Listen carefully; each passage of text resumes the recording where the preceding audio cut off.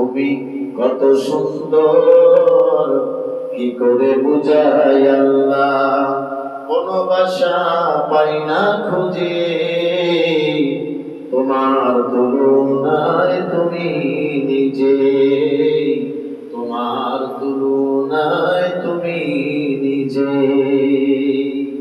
আল্লাহ পাক বলেন কুতিবা আলাইকুমুল কিতাল, তোমাদের উপরে যুদ্ধের বিধান দেওয়া হলো। তোমাদের উপরে কি দেওয়া হলো? যুদ্ধের বিধান দেওয়া হলো। অহুয়া কুরহুল লাকুম, যদিও সেটা তোমাদের কাছে অপছন্দনীয়। তোমাদের কাছে কি অপছন্দনীয়? আল্লাহ পাক পরবর্তী শব্দে বলতেছেন ওয়াসা আন তাকরাহু শাইয়্যান ওয়া হুয়া খায়রুল লাকুম।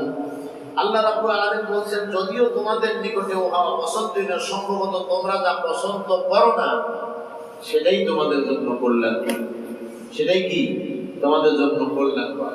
ওয়াসা আন তুহিব্বু শাইয়্যান ওয়া হুয়া শাররুল লাকুম, আর এমনটি হতে পারে তোমরা যেটাকে অপছন্দ করো সেটাই তোমাদের জন্য কি কল্যাণকর, আর যেটাকে তোমরা পছন্দ করতেছো সেটাই তোমাদের জন্য কি অকল্যাণকর।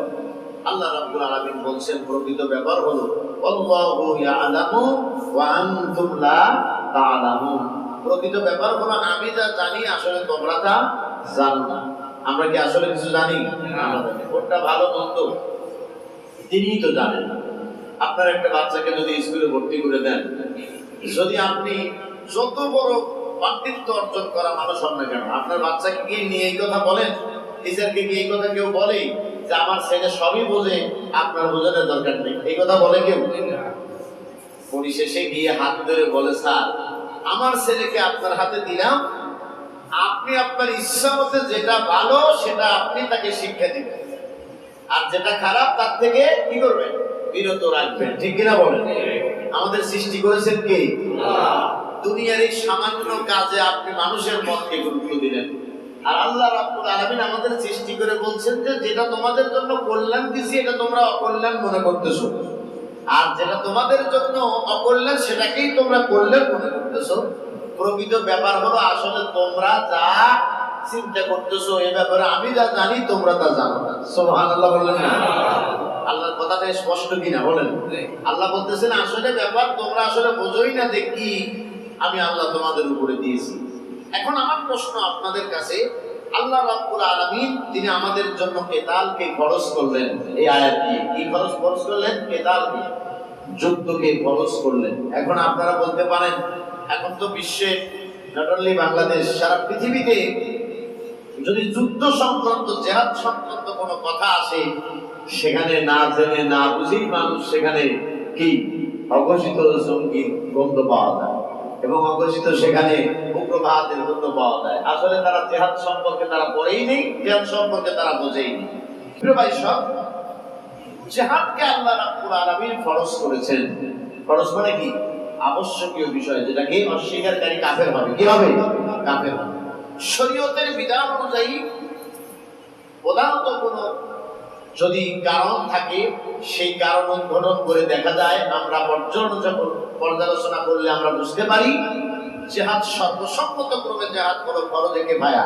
যদি বলেন কি ফরজে কিফায়া, কিন্তু এটি আল্লাহর পক্ষ থেকে একটু অলঙ্ঘিত বিধান, এটাকে লঙ্ঘন করা, এটাকে অস্বীকার করার কোনো কায়দা কোনো মানুষের নাই, কোনো ইমানদারের পক্ষে এটাকে অস্বীকার করা সম্ভব নয়। বলেন ঠিক কি? তার কারণ এটাকে অস্বীকার করা মানে কোরআনকেই অস্বীকার করা। তার কারণ বিধান সম্পর্কিত এক নয় দুই নয়, আল্লাহ রাব্বুল আলামিন 500টি আয়াত এই কোরআনুল কারীমে আল্লাহ নাযিল করেছেন। জিহাদ শব্দটি জাহাদা ইয়াজহাদু এর ওজনে পাবে ফাতাহা ইয়াফতাহু এর মাসদার। এর অর্থ হলো তিনটি অর্থ আমি আপনাদের বলবো, খুব সংক্ষেপে বলবো। একটা হলো চূড়ান্ত সফলতা। জোরে বলেন কি সফলতা? একসাথে বলেন তো দেখি।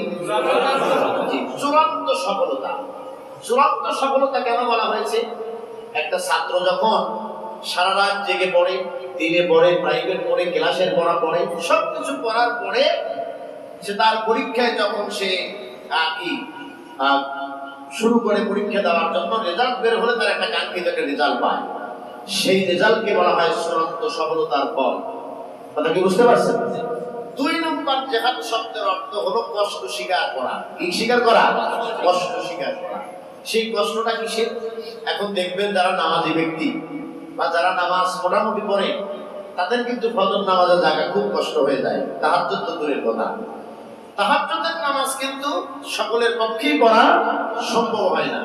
কিন্তু দেখবেন ফজরের নামাজ অধিকাংশ মানুষ, আমার এক ভক্ত আছে, হুজুর আমারে যদি মেরেও ফেলাই দেন তারপরও আমার পক্ষে ফজর ওঠা সম্ভব না, আমার পক্ষে আমি উঠতে পারি না, আমি নামাজ পড়তে পারি না।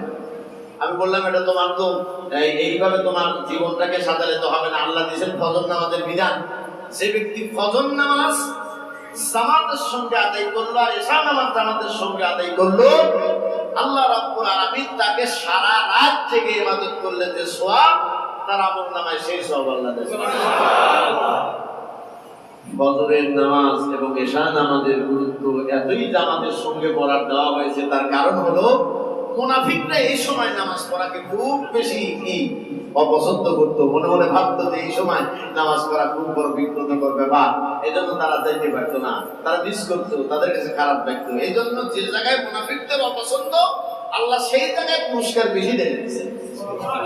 যেদিন এশার নামাজ জামাতের সঙ্গে আদায় হয়, তাই মনে রাখবেন যে অর্ধেক রাত পর্যন্ত ইবাদতের সওয়াব আল্লাহ দিয়েছেন। যেই ফজরের নামাজ পূর্ণ করবেন জামাত দিয়ে, আল্লাহ পুরো রাত্রি সওয়াব আল্লাহ। আমার ভাইরা, যে কথা আমি গিয়েছি সেই কথার দিকেই থাকতে হবে, অন্য কথায় যাওয়া যাবে না। তাহলে জিহাদ শব্দের আরেকটা অর্থ কি বলেন তো দেখি? কষ্ট স্বীকার করা। একটা হলো চূড়ান্ত সফলতা, আর একটা কি?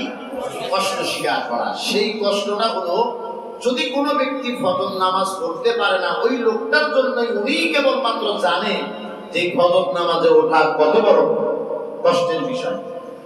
বিছানা রেখে আরামের ঘুম হারাম করে আপনি অনেক সময় খেয়াল করে দেখবেন, একটু দেখছেন যে একটু আজান হবে, আমি একটু চোখ বন্ধ করি, আপনি দেখবেন মাশাআল্লাহ 1.5 ঘন্টা ঘুরতে পার হয়ে গেছে, আপনি নিজেও জানেন না। ওই সময় শয়তান পরশ ঘুরিয়ে দেয়, ঘুমিয়ে থাকুক। এই সমস্ত পরশকে ভেদ করে চূড়ান্ত কষ্ট স্বীকার করে উঠে নামাজ পড়ার নাম হলো জিহাদ করা। সুবহানাল্লাহ বলেন না? তাহাজ্জুদের নামাজের সময় উঠতে পারে না, এই জন্য বিশ্ব নবী সাল্লাল্লাহু আলাইহি ওয়াসাল্লাম বলছেন যে রাতের নামাজের গুরুত্ব দেওয়া হয়েছে। ওই সময় তোমরা আল্লাহকে ডাকো। যে ব্যক্তি দুটি চোখ আল্লাহর জাহান্নামের আগুনে সে স্পর্শ করবে না। কয়টি চোখ? দুটি চোখ। এক নাম্বার ওই চোখ যে চোখ আল্লাহর ভয় কাঁদে। আর কান্দার উত্তম সময় হলো রাত্রি। আপনি খেয়াল করে দেখবেন, দিনের বেলা এই বেদাল সেই বেদাল, টেলিফোন আসে অমুক আসে, আছে কিনা? ব্যবসা বাণিজ্যে চাকরি বাকরি আছে না নাই? আছে। কিন্তু সবচেয়ে উত্তম সময় হলো ওই সময় যখন সবাই ঘুমিয়ে আছে, আমার রব এসেছেন, প্রথম আসমানে ডাকতেছেন, কে আছো, কার কি দরকার, আমার কাছে চাও, আমি আল্লাহ পাক তোমার চাওয়া পূর্ণ করে দিব। আল্লাহর কাছে সেই সময় যাওয়া এবং চোখের পানি ছেড়ে কান্নাকাটি করা, ওই চোখ আল্লাহর জাহান্নামের আগুনে স্পর্শ করবে না।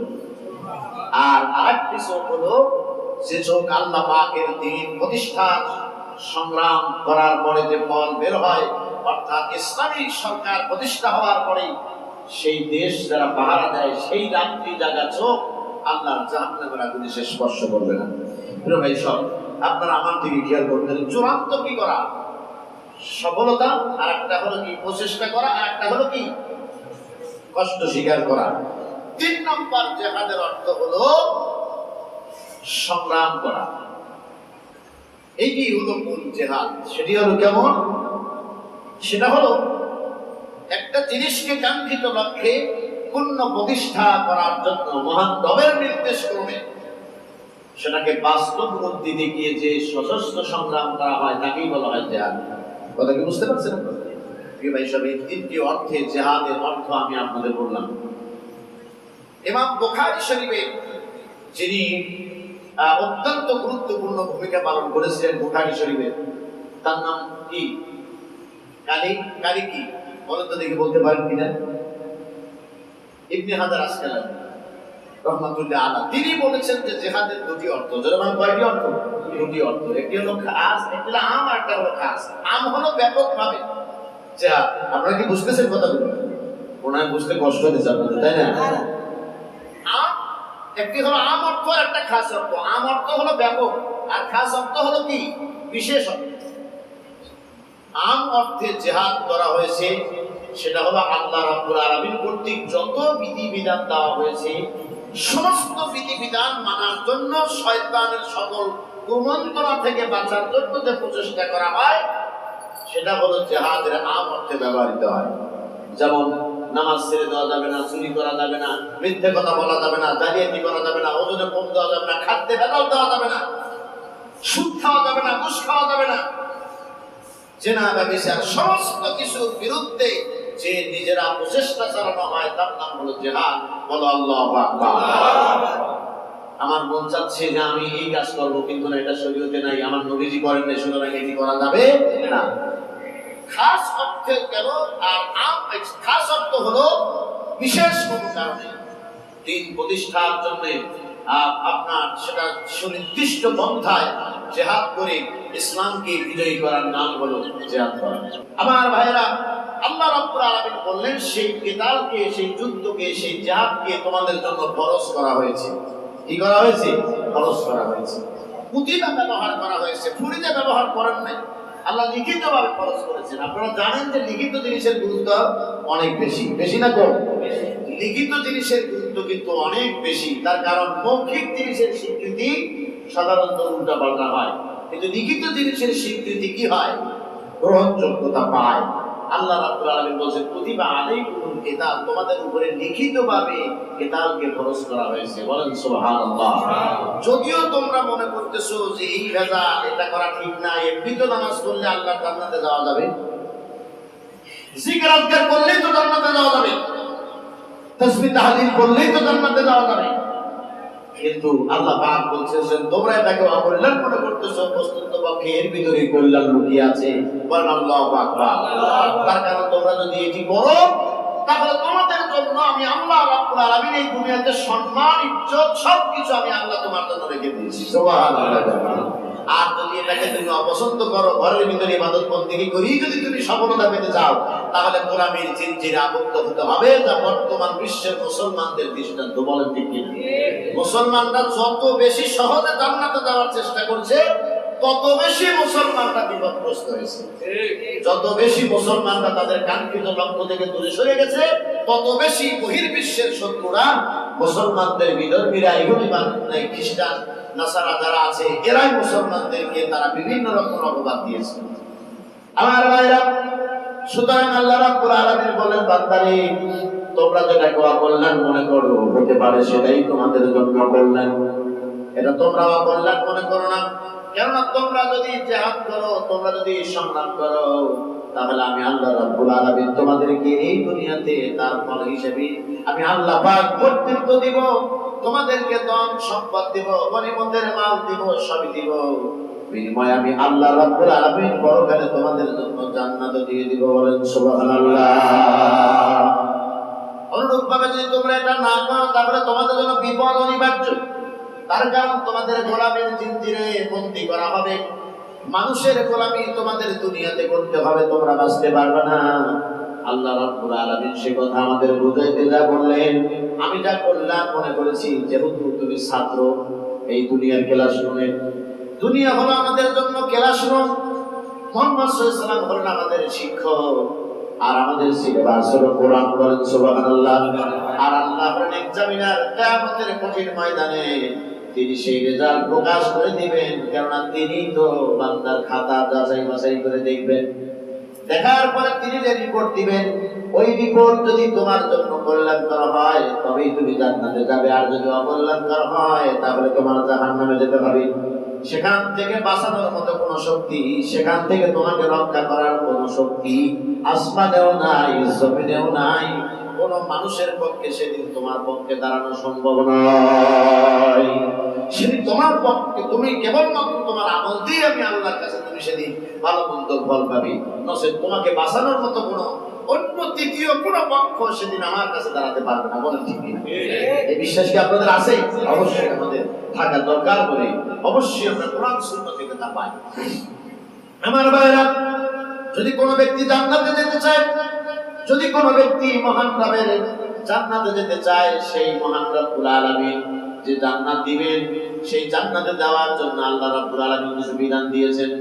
আজকে ঈশা নামাজে আমাদের ইমাম সাহেব প্রথম রাকাতে তিনি তেলাওয়াত করেছেন সে কথাই আল্লাহ রাব্বুল আলামিন এই জিহাদের বিনিময় তিনি আমাদেরকে জান্নাত দিবেন। সুবহানাল্লাহ বলবেন না? আল্লাহ রাব্বুল আলামিন কোরআনুল কারীমের 61 নম্বর সূরা, সূরার নাম সূরা আস-সাফ, এই সূরার 10 নম্বর আয়াতে আল্লাহ পাক বলেন, ইয়া আইয়ুহাল্লাযীনা আমানু হাল আদুল্লুকুম আলা তিজারাতিন তুনজিকুম মিন আযাবিন আলীম। চিল্লায়ে বলেন আল্লাহু আকবার। সুতরাং আমরা আল্লাহ রাব্বুল আলামিনের সেই সন্তুষ্টি কামনা করি। আল্লাহ রাব্বুল আলামিন তিনি আমাদেরকে ডেকে বললেন, বান্দারে আমি আল্লাহ রাব্বুল আলামিন কিয়ামতের দিন যে ভয়াবহ আযাবের কথা বলা হয়েছে সে আযাব থেকে তোমরা যদি বাঁচতে চাও, জাহান্নামের আযাব, এর মানে হলো জাহান্নামের আযাব থেকে বেঁচে যদি জান্নাতে যেতে চাও তাহলে আমি আল্লাহ রাব্বুল আলামিন যে ব্যবসার নীতি তোমাদের শিখিয়ে দিব সেই ব্যবসার নীতি তোমরা গ্রহণ করো। আমার ভাইরা সেই জন্য আল্লাহ পাক ডেকে বললেন, ইয়া আইয়ুহাল্লাযীনা আমানু হাল আদুল্লুকুম আলা তিজারাতিন তুনজিকুম মিন আযাবিন আলীম। আমি কি তোমাদেরকে ঈমানের দাবিতে যদি তোমরা সত্যবাদী হও এমন সংবাদ কি তোমাদেরকে দিব না যে সংবাদ শোনার পরে যদি আমল করো তাহলে কিয়ামতের দিন আল্লাহ তোমাদের যন্ত্রণাদায়ক আযাব থেকে বাঁচায় দিবে। সুবহানাল্লাহ বললেন না? যন্ত্রণাদায়ক আযাব থেকে বাঁচায় দিবে, জাহান্নামের সেই ভয়াবহ আযাব থেকে তোমাদেরকে উদ্ধার করবে। এত কঠিন এত যন্ত্রণাদায়ক আযাব আল্লাহ কিয়ামতের দিন জাহান্নামের ভিতরে দিবেন। আমরা জাহান্নামের সেই বিবরণ শুনলেই বুঝতে পারবো। তবে এতটুকু মনে রাখেন, জাহান্নামের ভিতরে মানুষের জান বের হবে না, মানুষ মরবেও না, মানুষ বাঁচবেও না। এমন অবস্থা মানুষের সৃষ্টি হবে, মানুষের দেহের ভিতরে আগুন লেগে যাবে। আল্লাহ রাব্বুল আলামিন সূরা হুমাযার ভিতরে বলেছেন, মানুষকে পিছন থেকে হাত মোড়া করে পিঠ মোড়া করে মানুষদেরকে বাঁধবে, জাহান্নামের ভিতরে বেঁধে রাখা হবে। এমন ভাবে লম্বা লম্বা খুঁটির সঙ্গে বেঁধে রাখা হবে, আল্লাতী তাত্তালিউ আলাল আফইদা ইন্নাহা আলাইহিম মুসাদাতুন ফি আমাদিন মুমাদ্দাদা। এমন আগুন মানুষদেরকে স্পর্শ করবে, মানুষের দেহের ভিতরে ঢোকার পরে মানুষের শরীরের চামড়া পুড়ে যাবে। এই দুনিয়ার আগুন মানুষের চামড়া পুড়ে গেলে কতবার পুড়ে গেল এই এই বিবেচনা করে মানুষদেরকে সেখানে হাসপাতালে ভর্তি করে চিকিৎসা দেওয়া হয়। কিন্তু মানুষের চামড়া পুড়ে গেল, গোশত পুড়ে গেছে, এমন মানুষ কি দুনিয়ায় বাঁচতে পারে? কিন্তু আল্লাহ রাব্বুল আলামিন জাহান্নামের ওই যন্ত্রণাদায়ক আযাব এতই কঠিন, মানুষের চামড়া পুড়ে যাবে, গোশত পুড়ে যাবে, মানুষের ভিতরে আগুন লেগে যাবে, ভিতরটা পুড়ে অন্ধকার হয়ে যাবে, এরপরও মানুষের জান বের হবে না, জাহান্নামের দরজা বন্ধ থাকবে। তারপরও আল্লাহ বলছেন মানুষকে পিঠ মোড়া করে বেঁধে রাখা হবে। এই যন্ত্রণাদায়ক আযাব থেকে যদি বাঁচতে চাও, কে বলছেন? আল্লাহ। আরো চিল্লায়ে বলেন, কে বলছেন? আল্লাহ। জাহান্নামের মানুষের আযাবের আরেকটা বৈশিষ্ট্য ভালো করে শুনেন। জাহান্নামীদেরকে যখন আগুন লাগায় দেওয়া হবে, মানুষ মনে মনে ভাববে যে আমার শরীর পুড়ে যাচ্ছে, আমার কণ্ঠনালী শুকিয়ে যাচ্ছে, পানি পানি বলে চিৎকার করতে থাকবে, কাঁদতে থাকবে, পানি ঠান্ডা পানি দাও, পানি দাও, পানি দাও। এত ঠান্ডা পানি দেওয়া হবে, মানুষ মুখে দেওয়ার সঙ্গে সঙ্গে ঠান্ডার কারণে মানুষের মুখের দাঁত যা আছে সবকিছু ভিতরতে পায়খানা রাস্তাতে বেরিয়ে যাবে। আমার ভাইরা, এমন খাদ্য তাদেরকে সরবরাহ করা হবে, সাধারণ জাকুম বলা হয়েছে, সেই জাকুম ফল মানুষকে খেতে দেওয়া হবে, কারাযুক্ত ফল। আমার ভাইরা, শুধু তাই নয়, মানুষের দেহে আগুন লাগার পরে মানুষের চামড়া এক সাইড দিয়ে ভালো হবে, আর এক সাইড দিয়ে পুড়ে পুড়ে আবার পুড়ে যাবে। এইভাবে মানুষদেরকে পর্যায়ক্রমে দিনের পর দিন, রাতের পর রাত, মাসের পর মাস, বছরের পর বছর, অনন্তকাল মানুষকে জাহান্নামের মধ্যে শাস্তি দেওয়া হবে। আল্লাহ বলেন, সেই জাহান্নামের শাস্তি থেকে যদি বাঁচতে চাও তাহলে আমি আল্লাহ রাব্বুল আলামিন এমন একটা ব্যবসার কথা কি তোমাদের বলবো না? নিশ্চয়ই প্রশ্ন থাকে, আল্লাহ বলেন আমরা সেটা মানবো, কথা বলবেন? যদি বলা যায় ভাইজান এইখানে একটা ব্যবসা করবেন, সেই ব্যবসায় এই সফলতা আছে, যদি না থাকে তাহলে জরিমানা আমি দিব, তাহলে মানুষ করতে যাবে কিনা? এই চাকরি আপনি করেন, যদি চাকরি না হয় তাহলে গ্রান্টি আমি দিচ্ছি, আপনি চাকরি পাবেন।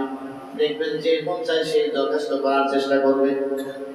আল্লাহ পাক বলেন এমন একটা ব্যবসা তোমাদেরকে শেখাবো না যেটা জাহান্নামের আগুন থেকে তোমাদেরকে যন্ত্রণা আযাব থেকে বাঁচাবে। সেই ব্যবসার পুঁজি হলো তিনটা, চিল্লায় বলেন সুবহানাল্লাহ। সেই ব্যবসার পুঁজি কয়টা? সেই ব্যবসার পুঁজি হলো তিনটা। এক নাম্বার হলো তুমিনুনা বিল্লাহি ওয়া রাসূলিহি ওয়া তুজাহিদুনা ফি সাবিলিল্লাহি বিআমওয়ালিকুম ওয়া আনফুসিকুম যালিকুম খায়রুল লাকুম ইন কুনতুম তা'লামুন। এই ব্যবসার পুঁজি হলো তিনটা। এটা আওয়াজ দেবেন, ব্যবসার পুঁজি কয়টা? তিনটা। সেই ব্যবসার পুঁজি হলো তিনটা। আজকে আমরা শুনতেছি, আমরা গা ভাসায় দিচ্ছি, আমরা বুঝতেছি না যে আমাদের এটা আমল করা দরকার। আমার ভাইরা, সেই ব্যবসার পুঁজি হলো তিনটা। এক নাম্বার হলো তুমিনুনা বিল্লাহ, আল্লাহর প্রতি ঈমান। কার প্রতি ঈমান? আল্লাহর প্রতি ঈমান। এক আল্লাহর প্রতি ঈমান আনতে হবে। বিশ্বনবী সাল্লাল্লাহু আলাইহি ওয়াসাল্লামের হাদিস, নবী সাল্লাল্লাহু আলাইহি ওয়াসাল্লাম বলেছেন, যদি কোন ব্যক্তি যদি কালেমা বলল, মান ক্বালা লা ইলাহা ইল্লাল্লাহ সুম্মা মাতা আলা যালিক, এরপরে এই অবস্থায় সে মৃত্যুবরণ করলো, দাখালাল জান্নাত, সে জান্নাতে যাবে। বলেন সুবহানাল্লাহ। এর মানে কি বুঝলেন আপনি বলেন দেখি? আল্লাহর প্রতি ঈমান। রাস্তায় একজন মানুষকে, সাধারণ মানুষকে যদি জিজ্ঞাসা করেন তুমি আল্লাহকে মানো নাকি, ও লোকটাও বলবে আমি আল্লাহকে মানি, অথচ সে নামাজও পড়ে না, রোজাও করে না, আল্লাহর বিধানও মানে না। একটা ব্যাপারটা নারীকে বলবেন তুমি কি আল্লাহর ভয় পাও না? আল্লাহ আছে, পরকালে জবাবদিহি করতে হবে। হ্যাঁ, অবশ্যই আল্লাহ আছে। তাহলে কেন পর্দা করো না, কেন নামাজ আদায় করো না? এগুলো তো ফরজ। দেখবেন বলবে, বলার পরে দেখবেন বিভিন্ন রকমের তাল বাহানা সৃষ্টি করবে। আমার ভাইরা, আল্লাহ বলছেন বান্দারে আমি আমার প্রতি ঈমান তোমাকে আনতে হবে। আল্লাহর প্রতি ঈমান আনার পরে একজন মানুষকে যদি মেরে শেষ করেও দেওয়া হয়, এরপরও সে আমার আল্লাহর সঙ্গে কাউকে শরীক করতে পারে না। অংশীদারিত্ব স্থাপন করার কোন কায়দা আমার আল্লাহর সঙ্গে নাই। আমি অনেকদিন আগে আপনাদের বলেছিলাম, মনে আছে কিনা জানি না। আল্লাহর প্রতি ঈমান আনার সাথে সাথে চারটি বিষয়কে গুরুত্ব দিয়ে বিশ্বাস করে নিতে হবে, বসে আল্লাহকে মানা হবে না। এক নাম্বার হলো আল্লাহ রাব্বুল আলামিনের অস্তিত্বকে বিশ্বাস করতে হবে। আল্লাহ আছেন এটা আমরা জানি, তারে দেখা যায় নাকি? কত ফুট লম্বা, ফর্সা না কালো, দেখতে কেমন মোটা না চিকন, দেখা যায় নাকি? এগুলো দেখা যায় না, কিন্তু আল্লাহ যে আছেন এটা অবশ্যই বোঝা যায়।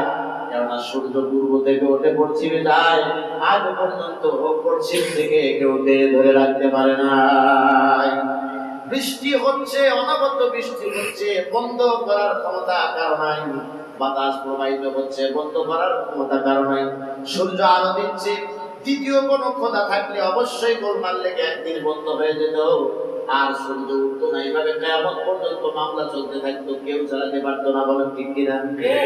পেটের সন্তান ছেলে হবে না মেয়ে হবে, এই নির্ধারণ আল্লাহ রাব্বুল আলামিন যদি একা না করতেন, তিনি যদি একা আল্লাহ নাই হতেন, তাহলে দুইজন হলে ছেলে না মেয়ে, এই দ্বন্দ্ব থেকে কোনোদিন মানুষের জন্ম নিত না। কথা বলেন না? কোনোদিন জন্ম নিতে পারতো না। তাহলে এক আল্লাহকে মানার পরে জীবন চলে যেতে পারে, তারপরেও জীবন চলে যাওয়ার উপক্রম হয়ে যাবে, জান বেরিয়ে যাবে। এরপরেও কোন মানুষের কাছে, কোন বিধানের কাছে মানুষের পক্ষে মাথা নত করা সম্ভব নয়। অবশ্যই আমার আল্লাহ ছাড়া কারোর কাছে মাথা নত করা যাবে না। চিল্লায় বলেন যাবে। আসুক না যত বাধা, যত জলসাই করুন, রাসূলের পথে মোরা চলবই। এ জীবন বাজি রেখে দিনের নিশান মোরা বাংলার আকাশে উড়াবই। বলো আল্লাহু আকবার। আমার ভাইরা, কষ্ট হচ্ছে আপনাদের? আল্লাহ রাব্বুল আলামিন তার প্রতি ঈমান আনতে হবে। চারটা জিনিসের গুরুত্ব, বলেন কয়টা? একটা বলেছি তার অস্তিত্ব, দুই নাম্বার হলো তার গুণের বিশ্বাস। তার মতো এত সুন্দর গুণ আর কারো আছে নাকি? তুমি কত সুন্দর, কি করে বুঝাই আল্লাহ, কোন ভাষা পাই না খুঁজে, তোমার তুলনায় তুমি নিজে, তোমার তুলনায় তুমি নিজে। আল্লাহ কত সুন্দর করে সৃষ্টি করেছে। এখন দেখেন তো, একটা মানুষের সঙ্গে আরেকটা মানুষের কি কোনো চেহারার কোনো মিল আছে? একটা মানুষের সঙ্গে আর একটা চেহারা যদি মিল থাকতো, তাহলে আপনার ঘরের স্ত্রী কোনটা বাবা, কোনটা স্বামী, কোনটা ছেলে, কোনটা ভাই, এটা সে ভাগ করে নিতে পারতো না। আবার কোন পুরুষের পক্ষে একই চেহারার ফলে কোনটা মা, কোনটা স্ত্রী, কোনটা বোন, কোনটা মেয়ে বুঝতে পারতো না। আল্লাহ বলে, বান্দারে আমি এত সুন্দর সুনিপুণকারী বান্দার মাধ্যমে আমি আল্লাহ সৃষ্টি করেছি। ফি আইয়ি সূরাতিন মা শাআ রাক্কাবা, যেখানে যেমনটা ছিল, যেমন প্রয়োজন ছিল সেই ততটুকু লাগায় দিয়া আমি আল্লাহর ইচ্ছা মতো তোমারে বানাইছি। সুবহানাল্লাহ। কালী বলেন ইচ্ছা মতো তোমারে বানাইছি। এখন তুমি যে ইচ্ছা মতো সৃষ্টি হয়ে আমার কাছ থেকে আমার নির্দেশে বেরিয়ে গেলা, এখন তোমার দায়িত্ব হলো আমি আল্লাহর গোলামি করা। সুবহানাল্লাহ বললেন না? তোমার দায়িত্ব হলো গোলামি করা। তার কারণ মা খালাকাতুল জিন্না ওয়াল ইনসা ইল্লা লিয়াবুদুন, মানুষ এবং জিন জাতি এই পৃথিবীতে সৃষ্টি হয়েছে কেবলমাত্র তার আল্লাহর গোলামির জন্য। বলো আল্লাহু আকবার। দুই নাম্বার হলো আমাদের প্রতি বিশ্বাস। আল্লাহর গুণ আছে না নাই? একই মাটিতে তৈরি বিভিন্ন রকমের গাছ, আম গাছ লাগাবেন সারি সারি, আমের বাগানে যারা গেছেন, ন্যাংরা আমের এক স্বাদ, গোপাল ভোগের আর এক স্বাদ, এরপরে খুদি খিরসার এক রকম স্বাদ, ফজলি আমের এক রকম স্বাদ। এক এক রকমের গাছে এক এক রকমের আম লাগাই দিয়েছেন কে? আল্লাহ। সবচেয়ে বড় আশ্চর্য ব্যাপার হলো, কয়েকদিন আগে কোথায় যেন খেতে বসেছি, খুব সুস্বাদু তরকারি। হঠাৎ করে মনে করে দিল আল্লাহ এমন সময় এমন জায়গায় এমন মিটার লাগাই দিয়েছে, যার নাম হলো জিবা। ওর কাছে যেই যায় তাকেই বলে দেয় আপনার এত নাম্বার সিরিয়াল। যদি একটু টক লাগে ও বলে দেয় যে আপনার অবস্থায়, ঠিক কিনা? যদি বেশি ভালো লাগে তাই আপনি উপরের কাতারে। এত সুন্দর জিনিস লাগাই দিলেন। আল্লাহ বলে আমি এত সুন্দর করে আমার গুণ প্রকাশ করে দিলাম। এক মাসের পানি একই রকম পানি, পানি তো যমুনা নদীর পানি, একই পানি। এরপরে আমি আল্লাহ রাব্বুল আলামিন যমুনা নদীর ভিতরে, যেহেতু সিরাজগঞ্জ বাড়ি, এজন্য যমুনার কথাই মনে পড়লো। কিছু মনে নিয়েন না, আবার যেহেতু পদ্মা মেঘনা তো বলতে পারতেন, কিন্তু যমুনা কেন বললেন? তো যমুনার পাড়ে যেহেতু আমাদের বাড়ি, এ কথা না বলে কি বাড়ি বলেন, এজন্য মনে পড়লো, তাই বলেন, ঠিক কিনা? প্রিয় ভাই সব, আমার দিকে আপনারা একটু খেয়াল করেন। একই নদীর মাছ, ইলিশের এক দাম, পাঙ্গাসের এক দাম, চিংড়ি মাছের আর এক দাম। এক একটার স্বাদ এক এক রকম না একই রকম? সব দাম অনুপাতে স্বাদেরও ভিন্নতা আছে না নাই? আল্লাহ বলে তুমি যে খাইলা আর ঘুমাইলা, এত সুন্দর স্বাদ ইলিশ মাছ ভেজে দিয়েছে, খাবার খাচ্ছ, একবার তো আমার কথা বলো না, শুধু বলো রান্না করছে কে, খুব ভালো লাগতেছে। কিন্তু একটা ভারতে এই কথা বলো না, সৃষ্টি করলেন কে? সেই সৃষ্টি করার মধ্য দিয়ে বান্দার শূন্যতা পূর্ণ করে দিয়েছেন আমার রব। আল্লাহ বলে বান্দারে খাওয়ার যদি ভালো লেগে যায়, আমার শুকরিয়া আদায় করো, আর ডেকে বলো আরে এত সুন্দর সৃষ্টি যিনি করেছেন তার প্রশংসা না করি কি পারা যায়? মন ভরে খাও আর আল্লাহর প্রশংসা করো। আল্লাহ বলে আমি তো দিছি তোমার উপভোগ করার জন্য, তুমি উপভোগ করো। আমি আল্লাহ রাব্বুল আলামিনের সৌন্দর্যকে তুমি ভালো করে খেয়াল করো। সুবহানাল্লাহ বললেন না? সম্মানিত ভাইরা আমার, এই কথা বলতে গেলে দীর্ঘ সময় লাগবে। ওই যে মনে আছে তুমিনুনা বিল্লাহ বলতেছিলাম, মনে আছে তো আপনাদের?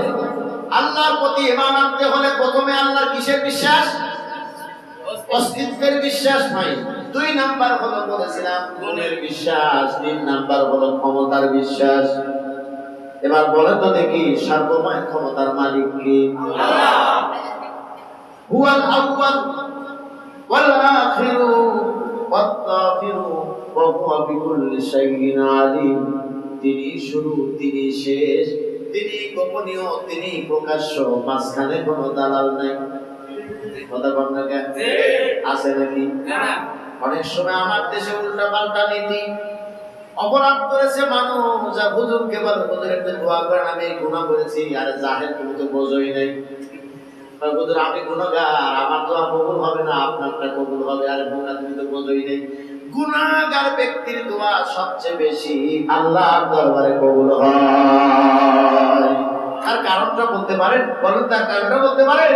তার কারণটা হলো আল্লাহ রাব্বুল আলামিনের কাছে সে বিনয়ের সাথে অপরাধ স্বীকার করছে। তুমি যদি অপরাধী হও তোমার চোখে পানি আগে আসবে, কথা বলেন না কেন? তুমি যদি আল্লাহর কাছে বিনয়ের সুরে ডাকো, ওগো পরওয়ারদিগার তুমি আমারে মাফ করে দাও, আল্লাহ রাব্বুল আলামিন তোমাকে মাফ না করে খালি হাতে ফিরে দিবে না। আল্লাহর কাছে তুমি চাও, তোমার গুনাহ তুমি জানো আর আমার আল্লাহ জানে, আর কেউ জানে না। সুতরাং আল্লাহ বলেন সেই বন্ধু, মার কাছে তা বলা যায়, স্ত্রীর কাছে তা বলা যায় না, ভাইয়ের কাছে তা বলা যায়, বাবার কাছে তা বলা যায় না। আর আল্লাহ হলেন এমন বন্ধু যার কাছে সবার কথাই বলা যায়। আল্লাহ আমি এই অপরাধ করেছি, তুমি আমাকে মাফ করে দাও, ঠিক কি না? সম্মানিত ভাইয়েরা আমার, ক্ষমতার মালিক কে? আরো জোরে, ক্ষমতার মালিক আল্লাহ। যদি কোনো মানুষ যদি বলে ফেলে যে ক্ষমতার মানুষ মালিক জনগণ, এটা কুফরি মতবাদ এবং কুফরি বাক্য। এই বাক্য যারা বিশ্বাস করবে আর যারা মানবে আর যারা বলবে তাদের ঈমান চলে যাবে, বলেন ঠিক কিনা? তার কারণ সমস্ত ক্ষমতার মালিক কেবলমাত্র আল্লাহ রাব্বুল আলামিন। আমাকে যদি আমি ঈমান এনেছি আল্লাহর প্রতি, আমাকে যদি মেরে টুকরো টুকরো করে ফেলে দেয়, আমার সিদ্ধান্ত হলো আমার আল্লাহ ছাড়া আর কারোর কোনো কর্তৃত্ব পৃথিবীতে চলে না, বলেন ঠিক কিনা? আর কারোর কোনো কর্তৃত্ব চলে? সম্মানিত ভাইয়েরা আমার, আমি কিন্তু সংক্ষেপে বললাম 3 নাম্বার গেল, 4 নাম্বারটা হলো আল্লাহর হুকুম হাকামের প্রতি ঈমান।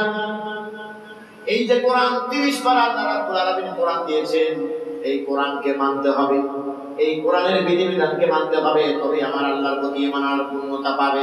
এখন আপনি আমার এই 4টে কথা মাথায় রাখেন, ভাইজান হাত জোর করে অনুরোধ করলেন একটু খেয়াল করেন।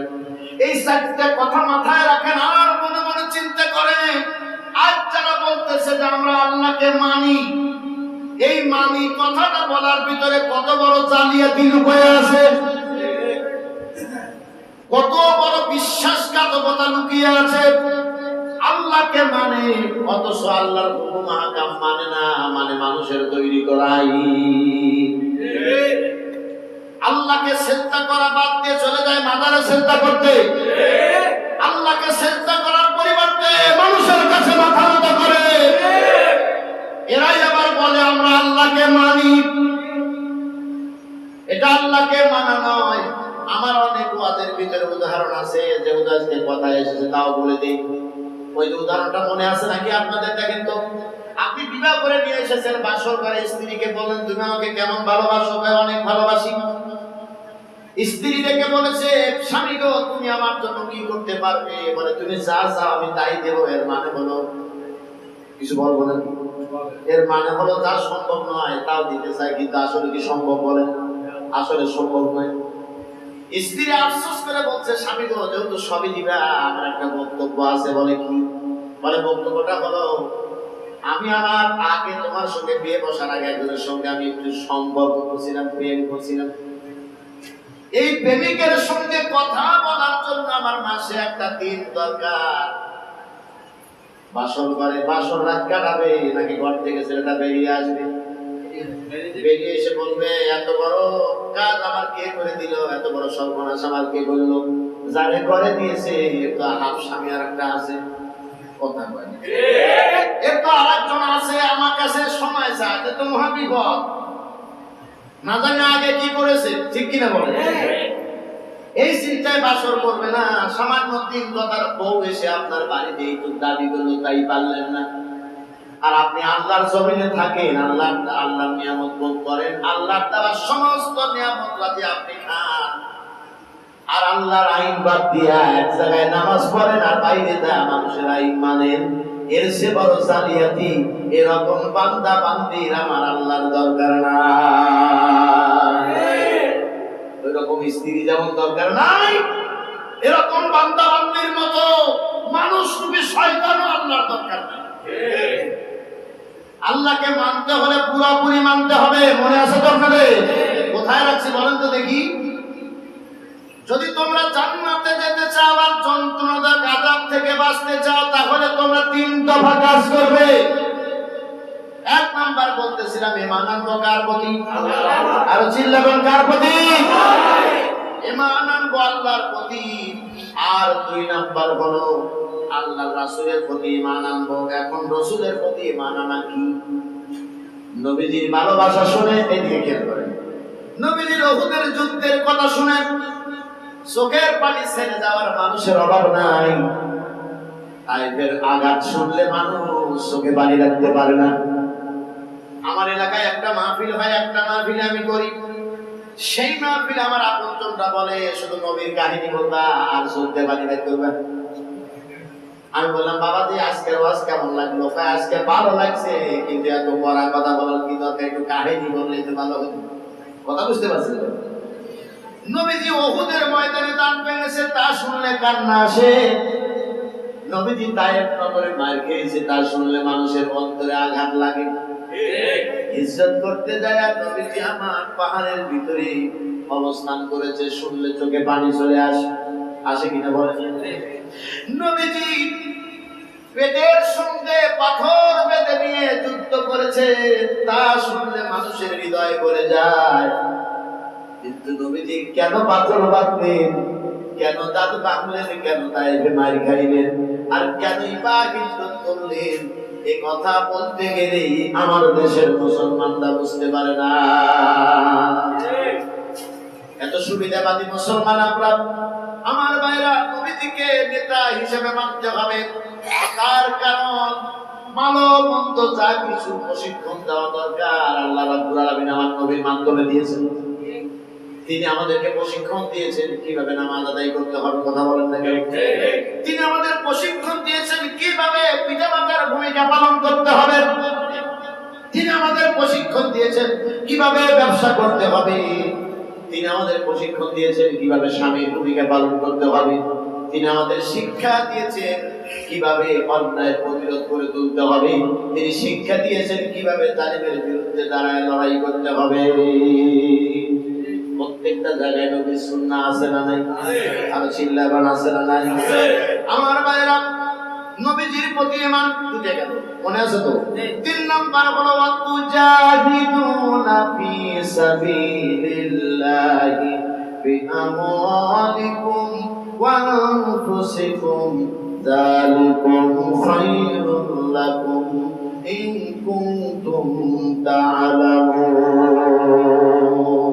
3 নাম্বারটা হলো জান এবং মাল দিয়ে আমি আল্লাহর রাস্তায় তোমরা সংগ্রাম চালায় দিয়া মানুষের সকল মতবাদকে দুনিয়া থেকে গায়েব করে দিয়ে আমি আল্লাহর আইনকে তোমরা জমিনে প্রতিষ্ঠা করো। জন্য বলেন সুবহানাল্লাহ। আমার ভাইরা, বন্ধুরা আমার, আমি আপনাদের দৃষ্টি আকর্ষণ করে বলছি, আমাদের সময় প্রায় শেষের দিকে চলে এসেছে। আমি বেশি সময় আর কথা বলবো না, আমার দিকে খেয়াল করেন আপনারা। 3 নম্বরটা হলো ওয়াতুজাহিদুনা ফি সাবিলিল্লাহ। জান দাও, মাল দাও, বিনিময় আমার আল্লাহ সন্তুষ্ট চিত্রে জান্নাতে প্রবেশ করো। কোরআন কারীমের 9 নম্বর সূরা 10 নম্বর পারা সূরা আত-তাওবার 111 নম্বর আয়াতে আল্লাহ বললেন, ইন্নাল্লাহা আশতারা মিনাল মুমিনিনা আনফুসাহুম ওয়া আমওয়ালাহুম বিআন্না লাহুমুল জান্নাহ। মুমিনরা মানা করে শোনো, তোমাদের জান আর তোমাদের মাল এর বিনিময়ে আমি আল্লাহ পাক জান্নাত তোমাদেরকে দিয়ে দিয়েছি। সুবহানাল্লাহ বললেন না? এখন আপনাদের কাছে আমার প্রশ্ন হলো, এই যে সমস্ত মানুষগুলো ইসলামী আন্দোলন বোঝে না, যে সমস্ত মানুষগুলো ইসলাম কায়েম করার বিধান বোঝে না, এই মানুষগুলো আয়াত ইবাদতের ন্যায় কাছে পাওয়ার পরে তারপরও তারা বিশ্বাস করতে চায় না। একটু ভালো করে আপনি বোঝেন তো নিজের মাথা দিয়ে, এই কোরআনের একটা আয়াত কেউ যদি অস্বীকার করে সে মুসলমান থাকবে নাকি? সে মুসলমান থাকবে না, সে লোকটা কাফের হয়ে যাবে। আল্লাহ পাক বলেছেন, বান্দারে আমি আল্লাহর জান্নাতে যদি তুমি যেতে চাও তাহলে আমি তোমার কাছে জান্নাত বিক্রি করেছি। কিসের বিনিময়? জান এবং মালের বিনিময়। এবার মানুষের সবচেয়ে প্রিয় দুটো জিনিস, একটা হলো তার অর্থ। অর্থ মানুষ অনেক সময় জীবন চলে যায় তাও তার টাকা মানুষের হাত থেকে ছিনিয়ে নিতে পারে না। আর জীবনের বিনিময় মানুষ অর্থ সম্পদ সবই দিয়ে দেয়, তাও মানুষ জীবন দিতে চায় না। কথা বলেন না কেন? টেলিফোন করে যদি বলে যে আমাকে এখানে 10 লক্ষ টাকা দিতে হবে, দেখবেন টাকা জমি বিক্রি করে নিয়ে যায়, তাও জীবনটা ফিরে দাও। এর মানে হলো জীবনের মায়া অনেক বেশি। কিন্তু এই বলেই নয় যে আল্লাহ পাক জান দিতে বলেছে, মাল দিতে বলেছে, আর আমি আল্লাহ রাব্বুল আলামিনের কথা বাদ দিয়া বাইপাস রাস্তাতে জান্নাতে যাওয়ার চেষ্টা চালাইতেছি। চৌরাস্তায় অনেক যানজট হয়, আব্দুল্লাহপুর অনেক যানজট হয়, এমন আছে ঢাকা থেকে চৌরাস্তা পার দিতে 4 থেকে 5 ঘন্টা টাইম লাগে। কথা বল না? এই অবস্থার মধ্য দিয়ে মানুষ কি করতেছে বলেন না কেন? মানুষ চলাচল করতেছে। এখন যদি কোনো মানুষ মনে করে যে না আমি এই বাইপাসে যাবো না, কোনো জায়গায় যাবো না, এই হেলিকপ্টারে যেতে হবে, আর না হয় বিকল্প অন্য রাস্তা বের করে যেতে হবে। আপনি যদি মনে করেন যান মাল দিয়ে আল্লাহর জান্নাতে যাওয়া যাবে, আমি আল্লাহর জান্নাতে যাব ঠিকই, কিন্তু জান এবং মাল কিছুই দিব না, তাহলে বিকল্প রাস্তা বের করতে হবে। সেই বিকল্প রাস্তা এখন কিছু মানুষ বাইর করে দিয়েছে, আমার হাতে মরিদ হলেই জান্নাত। বিকল্প রাস্তা কিছু তৈরি করছে, আমার মরিদ হলেই জান্নাত। চিন্তা করছেন তো? বারবার বলেন আপনার মুরিদ হলে জান্নাত, এই কথা যদি বলতো তাহলে আল্লাহ কোরআনে দিয়ে দিতেন। বিশ্ব নবীর মতো মানুষ, তিনি বলেছেন আল্লাহ কিয়ামতের দিন আমার সঙ্গে কি বলেন আর কি আচরণ করেন আমি বলতে পারবো না। সুতরাং ও ফাতেমা, ও আয়েশা, ও হাসান, হোসাইন, ও আলী, কিয়ামতের দিন তোমরা আমার পরিচয় দিয়ে কোনো নাজাত পাবে না। নাজাত যদি পেতে চাও তাহলে তোমরা আমল দেখাও। আইয়ুকুম আহসানু আমালা, আমলের দিক দিয়ে কে কত উত্তম এটাই আল্লাহ পাক দেখবেন। বলেন ঠিক কিনা? আমার ভাইরা, বিকল্প রাস্তা নাই, জান দিতে হবে, মাল দিতে হবে, তবেই জান্নাতে যাওয়া যাবে। ওয়াদা কার? আর চিল্লাবেন ওয়াদা কার? এ ওয়াদা আল্লাহ। আমি গলা ভুলাইয়া বলে কোনো লাভ হবে না। এত সুন্দর তাসবিহ কোথায় পাইছেন যে সকাল বিকাল ঘরে দরজাতে জিকির করলে জান্নাতে যাওয়া যাবে? তাহলে সাহাবায়ে কেরাম মাইর খাওয়ার দরকার ছিল না। এত সুন্দর আমল কোন জায়গায় থেকে পাইছেন? কেউ কিছুই বলে না, আর ভালো মন্দ খাওয়ায়। এমন দাওয়াত কোথা থেকে পাইছেন যে জান্নাতে যাওয়ার জন্য আপনি নেবেন? আর আল্লাহ বলছেন জান এবং মালের বিনিময়ে আমার জান্নাতে যেতে হবে। ইসলামী আন্দোলন করিবে না যেজন, মরণে মুনাফিক হইবে যে সেজন। বলে ঠিক কিনা? ইসলামী আন্দোলন করিবে না যেজন, মরণে মুনাফিক হইবে যে সেজন। এ কথাগুলো কিন্তু মিথ্যে নয়, নবীজির হাদিসে তাই তো পাই, নবীজির হাদিসে তাই তো পাই। আপনার চেষ্টা অবশ্যই রাখতে হবে কি করে আমার আল্লাহ দ্বীন জমিনে কায়েম হয়ে যায়। সুবহানাল্লাহ বলেন না? সাহাবায়ে কেরাম প্রশ্ন করলেন, হুজুর সবচেয়ে বেশি প্রিয় আমল আল্লাহর কাছে কোনটি? সুবহানাল্লাহ বলেন না? রাসূলুল্লাহ সাল্লাল্লাহু আলাইহি সাল্লাম বললেন, আল ঈমানু বিল্লাহি ওয়া রাসূলিহি। আল্লাহু আকবার। আল্লাহ এবং আল্লাহর রাসূলের প্রতি ঈমান আনো। তারপর সাহাবায়ে কেরাম বললেন, কিলা সুম্মা মাযা? হুজুর তারপরে কোনটি? হুজুর বললেন, জিহাদ ফি সাবিলিল্লাহ। আল্লাহু আকবার। এরপরে বললেন, কিলা সুম্মা মাযা? হুজুর তারপরে কোনটি? হুজুর বললেন, হজ্জুল মাবরুর, কবুলিয়ত হজ। বলেন সুবহানাল্লাহ। সুতরাং আমি আপনি যতই চেষ্টা করি যে 9-6 করে জান্নাতে যাওয়ার ষড়যন্ত্র করি, কোনো লাভ হবে না। কোন মানুষ মৃত্যুবরণ করলো, ভালো করে বোঝেন, কোন মানুষ মৃত্যুবরণ করলো, কিন্তু তার দিলের ভিতরে জিহাদের তামান্না, আকাঙ্ক্ষা জাগ্রত হলো না। আমার আল্লাহর দ্বীন প্রতিষ্ঠার জন্য চিন্তা তার ভিতরে আসলো না, আকাঙ্ক্ষা নাই। বাবা আলা শুরবাতুম মিনান নিফাক, সে যেন মুনাফিক অবস্থায় মৃত্যুবরণ করলো। চিল্লায়া বলেন আলহামদুলিল্লাহ। সুতরাং আমার আল্লাহর দ্বীন প্রতিষ্ঠার জন্য আমাদের চেষ্টা করা দরকার আছে না নাই? চিল্লায়া বলেন আছে না নাই? সেই চেষ্টা আমাদের দ্বারা অব্যাহত থাকতে হবে। আল্লাহ রাব্বুল আলামিন বললেন, যালিকুম খায়রুল লাকুম ইন কুনতুম তা'লামুন। এটি তোমাদের জন্য শ্রেষ্ঠ যদি তোমরা তা জানতে। জোরে বলেন সুবহানাল্লাহ। যে যেটাই বলুক না কেন, যে পীর সাহেব, যে মাওলানা সাহেব, যে বক্তা, যে ওয়াজিবায় শিক্ষা দিক না কেন, আল্লাহর ট্রিটমেন্টের উপরে কি আর কোনো কিছু আছে? আমার নবীর দেখানো পথের উপরে কি আর কোনো পথ আছে? সুতরাং আল্লাহ বলেন এটাই তোমাদের জন্য কল্যাণকর যদি তোমরা জানতে। এই কাজ করার পর আল্লাহ রাব্বুল আলামিন কি করবেন? ইয়াগফির লাকুম যুনুবাকুম ওয়া ইদখিলকুম জান্নাতিন তাজরি মিন তাহতিহাল আনহার ওয়া মাসাকিন তাইয়্যিবাতান ফি জান্নাতি আদ যালিকাল ফাওজুল আযীম। সেই কাজ করার পরে আল্লাহ অপরাধগুলো ক্ষমা করে দিবেন। সুবহানাল্লাহ বলেন না? কোন তিনটা কাজ করলে আল্লাহর প্রতি এবং রাসূলের প্রতি ঈমান আনলে? আর ৩ নাম্বার হলো জান এবং মালকে সংগ্রাম করলে আল্লাহ বলছেন আমি তোমাদের গুনাহগুলি মাফ করে দেব। বলেন সুবহানাল্লাহ। গুনাহগুলি মাফ করে দিব আর এমন জান্নাতে প্রবেশ করাবো যে জান্নাতের নিচ দিয়ে নহর সমূহ প্রবাহিত হবে। সুবহানাল্লাহ বলেন। আর এমন সুন্দর উত্তম বাসগৃহ তোমাদেরকে প্রদান করব। আমি আল্লাহ রাব্বুল আলামিন তোমাদের জন্য এই যে নিয়ামতগুলি দিলাম, জান্নাত দিলাম এবং নহর সমূহ দিলাম, এবং সাথে সাথে আমি আল্লাহ উত্তম বাসগৃহ তোমাদের বসবাসের জন্য দিলাম। এটা দেওয়ার পিছনে কারণ হলো যালিকাল ফাওজুল আযীম, এটা তোমাদের জন্য মহা সফলতা। জোরে বলেন সুবহানাল্লাহ।